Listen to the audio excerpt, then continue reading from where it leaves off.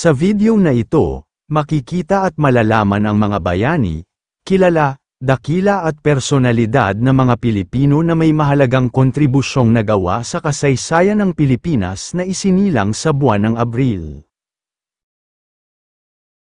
Noong ika-1 ng Abril taong 1914, isinilang si Medina Lacson de Leon, isang civilian volunteer lawyer na naglingkod bilang congresswoman ng Bataan noong 1950 at isa sa mga mapalad na nakatakas sa Death March noong 1942. Noong ika-2 ng Abril taong 1788, isinilang si Francisco Baltazar, isang kilalang Pilipinong makata at may akda ng Florante at Laura. Siya rin ay kinikilala bilang prinsipe ng manunulang Tagalog at itinuturing na William Shakespeare ng Pilipinas para sa kanyang kontribusyon at impluwensya sa panitikang Pilipino. Noong ika-3 ng Abril taong 1939, isinilang si Lino Brocka, ang itinanghal na pambansang alagad ng sining sa pelikula noong 1997. Noong ika-4 ng Abril taong 1868, isinilang si Felipe Calderon, ang tinaguriang ama ng Konstitusyong Malolos. Noong ika-5 ng Abril taong 1866, isinilang si Vicente Riego de Dios, ang inatasang tumawag kay General Emilio Aguinaldo upang sumumpa sa bayan ng Tanza bilang Pangulong Halal sa Kumbensyon sa Teeros. Noong ika-6 ng Abril taong 1863, isinilang si Sixto Lopez, isa sa ilang Pilipino na di sumumpa ng katapatan sa Espanya at Estados Unidos at kusang ipinatapon ang sarili sa Estados Unidos sa loob ng 25 taon.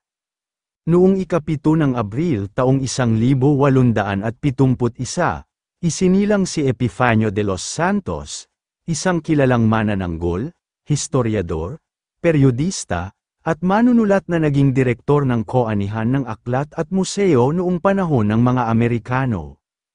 Noong ika-8 ng Abril taong 1844, isinilang si Hugo Ilagan, isa sa mga Kabitenyong naging delegado na kumakatawan sa lalawigan ng Lepanto sa Kongreso ng Malolos.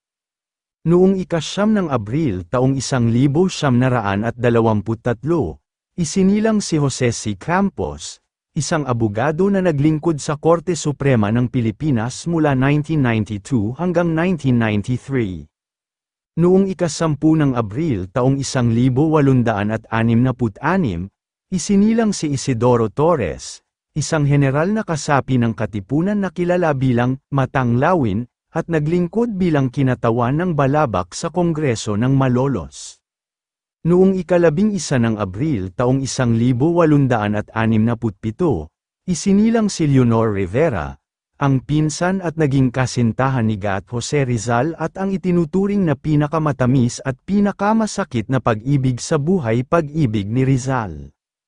Noong ika-12 ng Abril taong 1938, isinilang si Sofronio P. Rojas, isang magsasaka na itinuturing na bayani sa panahon ng batas militar. Noong ika-13 ng Abril taong 1904, isinilang si Fernando Lopez, ang unang bisepresidente ni Pangulong Ferdinand Marcos noong 1965. Noong ika-14 ng Abril taong 1900, isinilang si Pio Duran, isang Pilipinong abogado, negosyante, taga-suporta ng ideyang Pan-Asianism, o ang ideya ng kolektibong pagkakaisa at kooperasyon ng mga bansang Asyano, at isa sa mga nagtatag ng Kilusang Makapili, isang organisasyong layuning bumuo ng mga armadong milisya laban sa mga kumakalaban sa pamahalaang Hapones. Noong ika-15 ng Abril taong 1949, isinilang si Eliezer E. Cortez, isang aktivista na itinuturing na bayani sa panahon ng batas militar. Noong ika-16 ng Abril taong 1845, isinilang si Antonio Maria Regidor, isang manananggol na nagpanukala ng pagkakaroon ng Unibersidad ng Pilipinas. Noong ika-17 ng Abril taong 1857, Isinilang si Aniceto Lacson, isang revolusyonaryong general na nakilala bilang namuno ng himagsikan sa Negros kasama si Juan Araneta, at bilang Pangulo ng Republika ng Negros. Noong ika-18 ng Abril taong 1918, isinilang si Claudio Tihanqui, ang ika-16 na punong mahistrado ng Korte Suprema ng Pilipinas mula 1986 hanggang 1988. Noong ika-19 ng Abril taong 1848, isinilang si Leona Florentino, ang itinuturing na ina ng panitikan ng mga kababaihan sa Pilipinas at unang Pilipina na nagsulat ng tula sa Pilipinas. Noong ika-20 ng Abril taong 1930, isinilang si Isagani R. Medina, ang nooy Professor Emeritus ng Kasaysayan sa Kolehiyo ng Agham Panlipunan at Pilosopiya sa Universidad ng Pilipinas at Senior Research Fellow ng UP Center of Integrative and Development Studies, Mindanao Studies Program. Noong ika-21 ng Abril taong 1990, isinilang si Anselmo Atienza Sr., isang abogado at politiko na naglingkod bilang kinatawan ng ika-4 na distrito ng Maynila sa kapulungan ng mga kinatawan ng Pilipinas mula 1949 hanggang 1952. Noong ika-22 ng Abril taong 1919, isinilang si Dr. Edith Tiempo, ang itinanghal na pambansang alagad ng sining sa panitikan noong 1999. Noong ika-23 ng Abril taong 1841, isinilang si Faustino Villaruel, isa sa 13 martir na binitay sa Bagong Bayan noong ika-11 ng Enero taong 1897.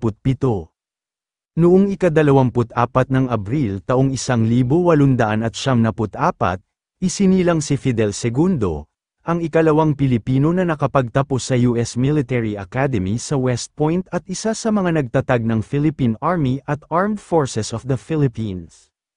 Noong ika-25 ng Abril taong 1895, isinilang si Marcos Aliconte, isang siyentipiko na nagpakadalubhasa sa pangangalaga sa lupa. Noong ika-26 ng Abril taong 1896, isinilang si Pedro Flores, ang unang Pilipino na nag-mass produce ng mga yoyo upang gawing negosyo. Noong ika-27 ng Abril taong 1877, isinilang si Angelica Lopez Rizal, ang pamangkin ni Gato C. Rizal sa kanyang kapatid na si Narcisa, at isa sa mga miyembro ng Loggia de Adaption at nagsilbing surier ng rebolusyon. Noong ika-28 ng Abril taong 1911, isinilang si Hernando Ocampo, isa sa mga radikal na modernistang pintor ng Pilipinas, at ipinahayag na pambansang alagad ng sining, pagkatapos ng kanyang kamatayan, noong 1991. Noong ika-29 ng Abril taong 1872, isinilang si Jose Ignacio Paua, isang purong inchik na sumali sa Katipunan, at naglingkod sa Philippine Revolutionary Army sa ilalim ni General Emilio Aguinaldo. Noong ika-30 ng Abril taong 1865, isinilang si Petrosinio Gamboa, isang revolusyonaryong Pilipina na nakilala dahil sa nagawa niya upang maiwagayway ang bandila ng Pilipinas noong pagpapasinaya ng revolusyonaryong gobyerno sa Visayas sa Santa Barbara sa Iloilo. Kung kayo ay aking tatanungin, anong masasabi ninyo sa talambuhay na ito, mag-comment lang. So, ayun lamang ang talambuhay natin ngayong araw, sana ay may natutunan kayo. Huwag na rin kalimutang mag-like at mag-subscribe para maging updated sa mga panibagong video. Maraming salamat po.